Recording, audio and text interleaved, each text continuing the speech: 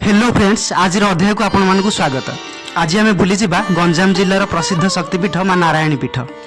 भुवनेश्वर ब्रह्मपुर जावा water Balugaon लंगलेश्वर निकटरे Bhaleri पहाड़र तटरे तटदेशिनी माँ नारायणी विचित्र भावे एक खोल मध्य विराजिता होइथिबारु पीठटी नारायणी खोल नाम लोकमुखरे नामित।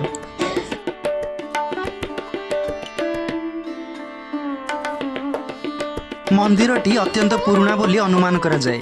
इतिहास कुहे यह सप्तम शताब्दी पुराणा। पुराण प्रसिद्ध बाणासुर चिलिका जल स्नान करी कमंडलू रे जल आनी एठारे मां को पूजा करुथिला बोली जनश्रुति रहिछि।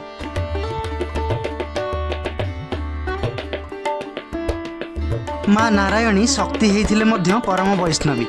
मां को सामना रे स्वयं शंकर विराजित। यह समग्र ओडिशा रे विरल। मांकर पाद छुई बहि जाइछि झरणाटीए।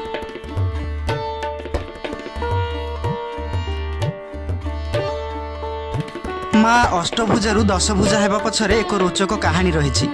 एकदा मंदिरर पूजक खल्लीकोटर राजा निकट को माँ को सुवर्ण चूड़ी आने जाइथिले।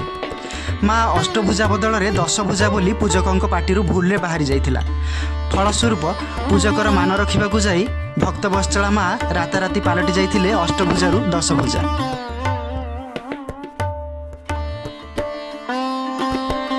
प्राकृतिक परिवेश घेरा ए शक्तिपीठटी आपण को मातृमनस्क करिब निश्चय।